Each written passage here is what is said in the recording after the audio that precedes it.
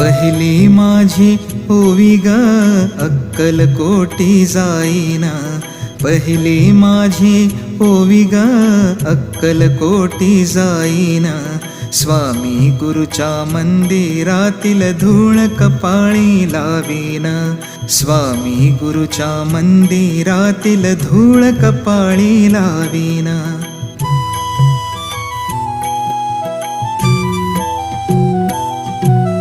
दुसरी माझी ओवी ग स्वामी दर्शन घेईना, दुसरी माझी ओवी ग स्वामी दर्शन घेईना.